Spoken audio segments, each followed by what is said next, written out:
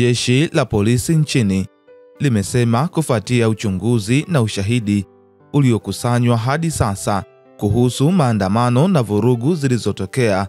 siku ya Oktoba 29 mwaka 2025, linawasaka kwa ajili ya kuwakamata viongozi mbalimbali wa kisiasa na wanachama wa Chama cha Demokrasia na Maendeleo Chadema.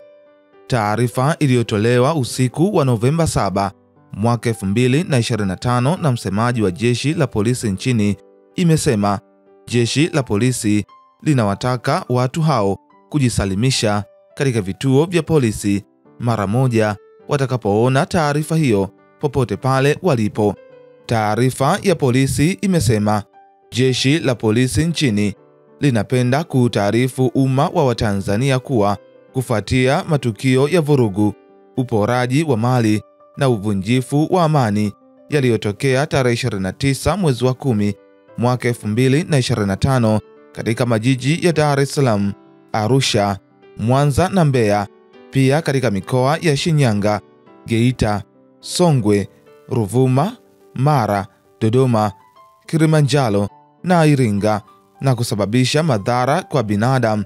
kuharibu mali nyingi za umma na za watu binafsi, kulileta athari kubwa. Mbali na athari kwa uhai na maisha ya watu, waliofanya uhalifu huo waliharibu na kuchoma moto mali za umma kama vile ofisi za TRA, TAKUKURU, mahakama, ATM za baadhi ya benki, vituo vya polisi, vituo vya mabasi ya mwendokasi kutoka Kimara Mwisho hadi Magomeni na kutoka Magomeni hadi Moroko, ofisi za serikali za mitaa, kuchoma moto barabara za lami na zege kwa kutumia matairi na majengo kadhaa ya Chama cha Mapinduzi. Pia walichoma moto na kuharibu magari ya umma.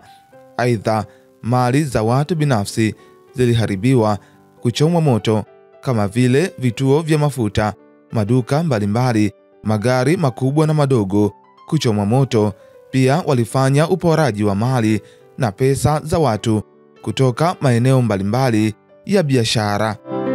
Taarifa ya polisi imeendelea kusema kuwa pamoja na kwamba baadhi ya waliopanga na kutekeleza uhalifu huo wamekamatwa na kufikishwa mahakamani, jeshi la polisi nchini kwa kushirikiana na vyombo vingine vya ulinzi na usalama linaendelea na msako mkali wa kuwatafuta wale wote waliopanga, kuratibu na kutekeleza uovu huo. Aidha, wakati hatua hizo zikiendelea, jamii inaombwa kuendelea kutoa ushirikiano wa dhati katika kutoa taarifa za watu wote waliohusika ili hatua sahihi za kisheria zichukuliwe dhidi yao.